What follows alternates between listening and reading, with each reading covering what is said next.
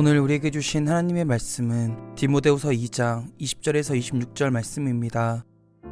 큰 집에는 금그릇과 은그릇뿐 아니라 나무그릇과 질그릇도 있어 귀하게 쓰는 것도 있고 천하게 쓰는 것도 있나니 그러므로 누구든지 이런 것에서 자기를 깨끗하게 하면 귀히 쓰는 그릇이 되어 거룩하고 주인의 쓰심에 합당하며 모든 선한 일에 준비함이 되리라. 또한 너는 청년의 정욕을 피하고 주를 깨끗한 마음으로 부르는 자들과 함께 의와 믿음과 사랑과 화평을 따르라. 어리석고 무식한 변론을 버리라. 이에서 다툼이 나는 줄 알미라.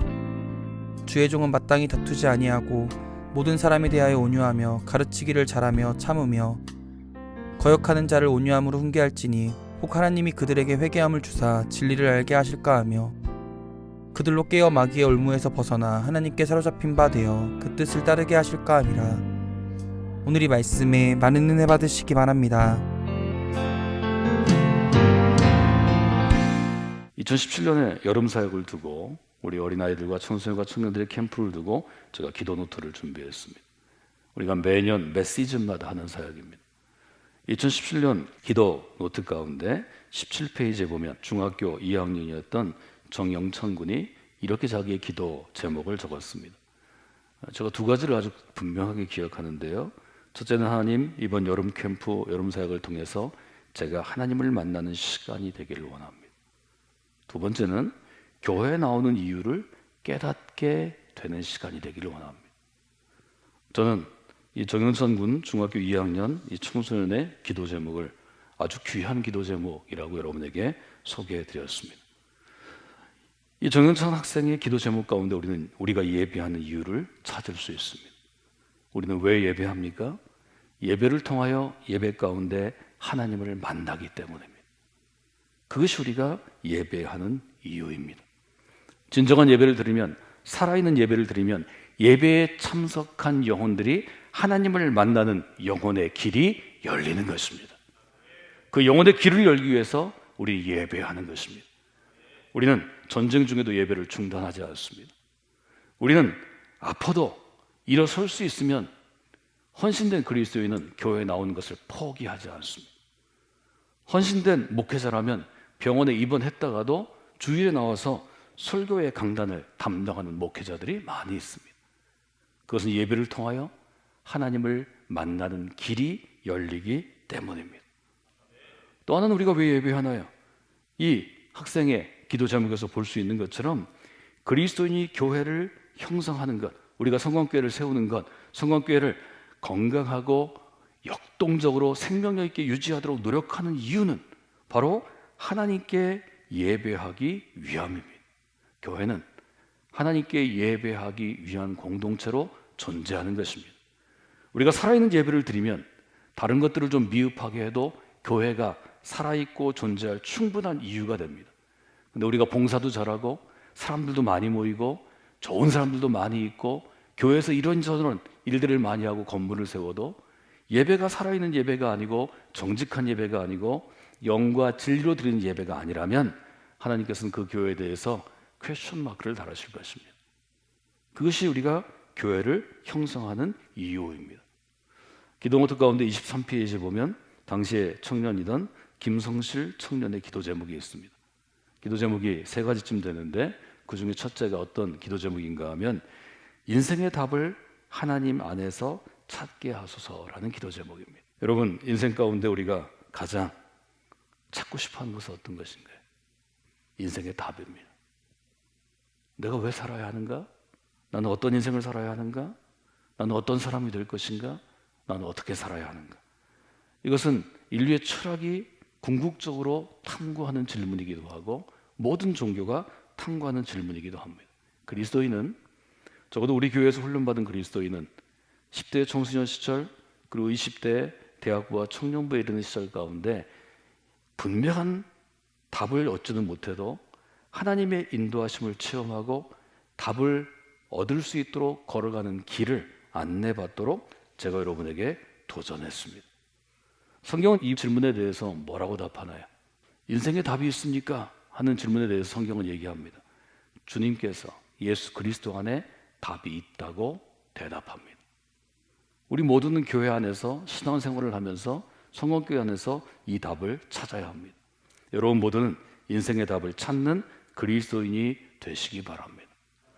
그럼 우리가 이 인생의 답을 어디서 찾을 것인가? 우리가 이렇게 질문할 수 있습니다. 전 세 가지 안에서 우리 인생의 답을 찾을 수 있다고 여러분에게 말씀드렸습니다. 첫째는 in Christ, 그리스도 안에서 우리는 인생의 답을 찾을 수 있습니다. 두 번째, in church community, 우리는 교회 공동체 안에서 인생의 답을 찾는 사람들입니다. 세 번째, in canon, 우리는 성경 안에서 인생의 답을 찾는 사람들입니다. 성경학교를 통해서 인생의 답을 찾는 일들이 여러분 모두에게 있기를 주님의 이름으로 축원해 드립니다. 그럼 누가 인생의 답을 찾을 수 있습니까? 요한복음 4장에 있는 한 여인처럼 예수 그리스도를 향하여 인생의 문제를 품고 나온 사람이 인생의 답을 찾게 됩니다. 즉 구도자가 인생의 답을 찾게 됩니다. 예배자가 인생의 답을 찾게 됩니다. 그리고 우리 모두가 성공학교의 공동체 안에서 인생의 답을 찾게 되는 것입니다. 여러분들이 인생의 답을 찾는 귀한 역사에 있기를 주님의 이름으로 축원해 드립니다. 로마서 8장 31절로부터 39절은 로마서 8장 중에서 복음의 찬가로 불리는 부분입니다. 바울 사도는 복음에 대해서 로마서 1장으로부터 4장에 대해서 설명을 하고 구원의 뜻에 대해서 5장, 6장, 7장, 8장에서 설명한 다음에 로마서 8장을 마무리하면서 복음이 무엇인지 아주 중요한 원칙을 우리한테 알려주고 있습니다. 로마서의 규조는 성서학에서 본 것처럼 복음의 원칙에 대해서 전반부에 다루죠. 1장부터 11장까지의 복음의 원칙을 다룹니다. 그리고 12장부터 15장까지는 복음의 실체를 다루고 16장의 인사로 마무리합니다. 그래서 저는 여러분들이 로마서 8장에 인생의 답을 하나님께서 찾을 수 있는 이 부분을 한 번 더 여러분들이 생각하시면 좋을 것 같습니다. 제가 로마서 8장 31절부터 39절까지를 표준세 번역으로 읽어드리도록 하겠습니다. 그렇다면 이런 일을 두고 우리가 무엇이라고 말할 수 있겠습니까? 하나님이 우리 편이시면 누가 우리를 대적하겠습니까? 당신의 아들을 아끼지 않으시고 우리 모두를 위하여 내주신 분이 어찌 그 아들과 함께 모든 것을 우리에게 선물로 거저주지 않으시겠습니까? 하나님께서 택하신 사람들을 누가 감히 고소하겠습니까? 의롭게 하여 주시는 분이 하나님이신데 누가 감히 그들을 정죄하겠습니까? 그리스도 예수는 죽으셨을 뿐 아니라 오히려 다시 살아나셔서 하나님의 오른편에 계시며 우리를 위하여 대신 간구하여 주십니다. 누가 우리를 그리스도의 사랑에서 끊을 수 있겠습니까? 환난입니까? 곤고입니까? 핍박입니까? 굶주림입니까? 헐벗음입니까? 위협입니까? 또는 칼입니까? 성경에 기록된 바 우리는 종일 주님을 위하여 죽임을 당합니다. 우리는 도살당할 양과 같이 여김을 받았습니다. 한 것과 같습니다. 그러나 우리는 이 모든 일에서 우리를 사랑하여 주신 그분을 힘입어서 이기고도 남습니다. 나는 확신합니다.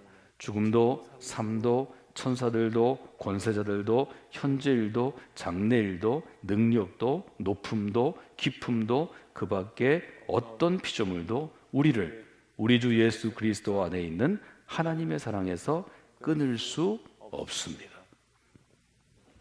사랑하는 여러분, 우리는 인생을 흔들린다고 표현합니다. 우리가 그리스도인이 되었지만 그리스도인을 흔들리게 하는 것들이 여러 가지 있습니다. 바울은 그리스도인을 흔들리게 하는 것, 복음을 받아들이고 구원받은 그리스도인이 되었지만 그 인생을 흔들리게 하는 것에 대해서 적어도 세 가지 요소를 지금 이 로마서 8장에서 담고 있습니다. 첫째는 의심입니다. 구원받은 그리스도인들도 의심 때문에 흔들립니다. 우리가 예수님을 믿기로 결정하고 좋은 교회 공동체, 우리 성광교회 여러분들이 등록을 하고 훈련을 받고 교제하고 신앙생활을 하고 매주 예배 드리면서도 여러분을 흔드는 것 중에 하나가 의심입니다. 이 의심은 근본적으로 어디서 오는가 하면 하나님의 사랑에 대한 의심입니다. 내가 지금 예수를 믿는다고 그리스도인이 되고 내가 교회 안에서 열심히 봉사해서 집사나 권사나 혹은 직분을 받았는데 지금 내가 뭘 잘못했어요? 그때 하나님이 나를 끝까지 사랑하실까? 하나님의 사랑에 대한 의심이 우리를 흔들리게 합니다. 이것은 우리만 갖고 있는 것이 아니고 여러분만 갖고 있는 것이 아니고 바울의 시대 가운데 열심히 있는 바울과 같은 유대인들이 갖고 있던 의문이었습니다. 바울은 그것을 율법으로 해결하려고 그랬죠. 그게 유대인들의 방식입니다. 율법을 잘 지키면 하나님의 사랑으로부터 끊어지지 않는다고 생각했습니다. 바울은 자기의 삶을 통해서 그렇지 않다는 것을 깨닫고 절망합니다. 예수 그리스도를 통해서 바울이 깨달음을 얻은 것은 은혜에 의한 구원입니다. 하나님의 은혜로 구원받는다는 것입니다. 나의 노력으로, 나의 선행으로, 내가 어떤 규칙, 율법을 잘 지킴으로 구원받는 게 아니라 하나님이 나를 사랑하셔서 구원해 주셨다는 것입니다. 이것이 신앙생활 가운데 의심이 우리를 흔들 때 우리가 흔들리지 아니하고 설 수 있는 아주 분명한 근거가 되어야 합니다. 로마서 8장 31절에 보면 분명하게 얘기하죠. 그런즉 이 일에 대해서 우리가 무슨 말을 하리요? 만일 하나님이 우리를 위하시면 누가 우리를 대적하리요? 이 부분을 현대어 번역으로는 이렇게 쓰고 있습니다. 하나님께서 우리 편이 끝까지 되어주십니다. 저는 매우 중요한 고백이라고 생각합니다.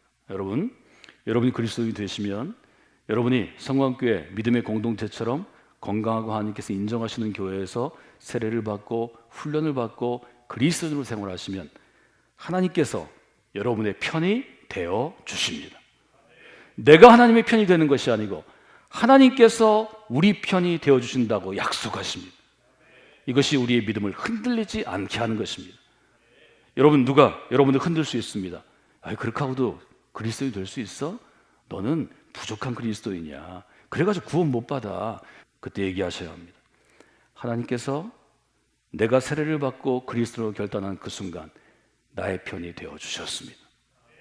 어떤 것도 무엇도 나를 흔들지 못합니다. 그리고 말씀하십시오. 내 믿음을 흔드는 사단아 물러가라. 명령하실 때 하나님께서 여러분을 더욱더 견고케 세워주실 것입니다. 또 하나 우리를 흔들는 것은 죄입니다. 죄라기보다는 죄의 감정입니다. 죄의 문제입니다. 여러분, 우리는 새로운 마음으로 그리스도를 받아들이고 그리스도인이 되고 세례를 받고 교회 공동체의 일원이 됐음에도 불구하고 습관적으로 죄를 짓습니다. 우리 모두가 그렇습니다. 사실 이것은 영적인 문제인데 끊임없이 우리의 마음속에 악한 존재가 우리에게 묻습니다. 이 정도 교회에서 활동하고 직분이 있고 이런데 이 정도밖에 안 돼? 여러분, 이런 질문이 있을 때 우리는 분명하게 고백할 수 있어야 합니다. 나는 부족합니다. 나는 연약합니다. 나는 오늘도 쓰러집니다. 그러나 하나님께서 나에게 죄가 없다고 선언하셨습니다. 나는 죄의 종이 아닙니다. 나는 그 순간부터 의의 종으로 살아가는 사람입니다. 이것이 바울이 로마서 5장, 6장, 7장, 8장에서 그토록 강조하는 죄로부터의 자유, 율법으로부터의 자유, 우리를 얽매이는 하나님의 진노로부터의 자유, 성령 안에서의 자유가 갖고 있는 핵심입니다. 여러분, 우리 교회 안에서 영적으로 훈련할 때 반드시 묻습니다. 형제에게 그리스도인으로서 구원의 확신이 있습니까? 평생 그리스도인으로 살아가겠습니까? 머뭇거리는 사람이 의외로 많습니다. 제가 노력하는데 매일 넘어집니다. 매일 잘못할 때가 있습니다. 여러분, 그래도 살 수 있습니다. 우리를 구원하신 근거는 내가 조금 노력해서 뭘 잘한다든지 내가 죄를 덜 짓는 게 아닙니다. 우리 구원의 근거는 하나님 자신이십니다. 하나님께서 우리를 택하시고 의롭다고 인정해 주셨습니다. 우리 이 점을 매일 고백해야 합니다. 이거 신앙의 고백입니다. 로마서 8장 33절에 보면 이렇게 되어 있죠. 누가 능히 하나님이 택하신 사람들을 송사할 수 있습니까? 정죄할 수 있습니까? 현대어 번역은 이렇게 번역하죠. 누가 감히 하나님께서 택하신 사람들을 고소할 수 있습니까? 여러분, 잊지 마십시오. 죄의 문제가 우리의 구원을 흔들 수 없습니다. 우리가 부족하고 연약해도 하나님께서 한번 우리를 하나님의 자녀라고 그리스도인이라고 명해 주시면, 세례를 받고 우리가 새로운 존재가 되면 죄는 우리를 넘어뜨릴 수 없습니다. 십자가의 그리스도께서 죄의 세력에 대해서 영원히 승리하셨기 때문입니다. 세 번째로 우리의 구원을 흔드는 것이 어떤 것인데? 시험입니다. 로마서 8장 35절 36절에 얘기하죠. 바울에게도, 바울의 시대에도 예수님을 좀 잘 믿던 사람들이 넘어졌습니다. 첫째는 환난입니다. 환난은 단어를 찾아 들어가면 로마 시대 곡식을 타작하는 타작계를 의미합니다. 여러분, 우리가 먹는 쌀, 우리가 먹는 밀 어떻게 하죠?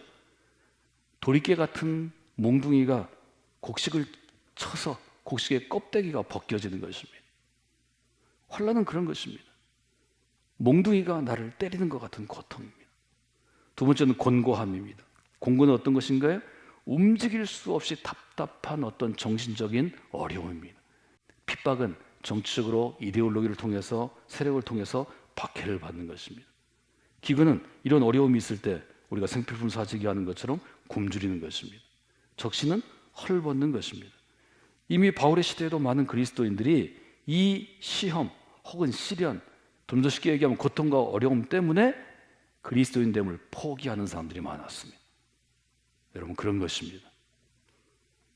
세상에서 우리가 겪는 시험이 우리의 구원을 흔들 수 있습니다. 오늘 전 여러분들이 로마서 8장 37절을 암송하시기를 원합니다. 그러나 이 모든 일에 우리를 사랑하시는 이로 말미암아 우리가 넉넉히 이기느니라. 여기 핵심이 있습니다. 바울 사도는 내가 갖고 있는 힘으로, 우리 힘으로 이긴다고 말하지 않습니다. 내가 노력해서, 내가 훈련해서, 내가 하나님께 헌신함으로 받은 나의 믿음으로, 우리의 믿음으로 이긴다고 이야기하지 않습니다. 시험을 이길 수 있는 것, 시련을 이길 수 있는 것, 환난이나 곤고함이나 핍박이나 기근이나 적신을 이길 수 있는 것은 예수 그리스도를 힘입을 때 가능한 것입니다.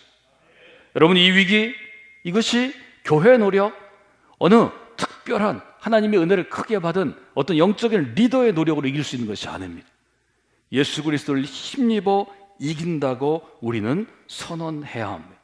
우리를 사랑하시는 분으로 말미암아 우리는 넉넉히 이길 수 있는 것입니다. 여러분들 그런 분들이 되시기를 주님의 이름으로 축원해 드립니다. 여러분이 두 가지를 적용하시면서 이 어려움을 이기시기를 원합니다. 어려울수록, 힘들수록 하나님의 품 안으로 뛰어들어야 합니다. 여러분, 그리스도인은 이렇게 사는 것입니다. 어려울수록, 힘들수록 하나님의 품 안으로 더욱더 가까이 하나님의 품 안으로 뛰어드는 것입니다. 그리하면 하나님께서 여러분의 인생을 인도해 주십니다. 또 하나는 하나님의 품 안으로 뛰어들어서 우리가 두 번째로 할 일이 있습니다. 오직 의인은 그의 버팀으로 말미암아 살리라. 로마서 1장 17절 의인은 믿음으로 말미암아 살리라. 또 그것을 인용한 하박국 2장 4절 그의 믿음으로 말미암아, 이 의미를 저희가 나왔죠. 의인은 버텨내는 사람입니다. 의인은 이 어려움이 있을 때 버텨내면 언젠가는 하나님께서 승리케 하시고 이기게 하시는 것입니다. 하나님의 사람은 버팀으로 사는 것입니다. 이 버팀은 견고하다, 그런 뜻을 갖고 있습니다. 성악교회 믿음 있는 그리스도인들이 이 한 주간을 믿음으로 강하게 버텨내는 분들이 되시기를 원합니다. 어려울 때, 힘들 때 하나님의 품 안으로 뛰어드는 분들이 되시기를 원합니다.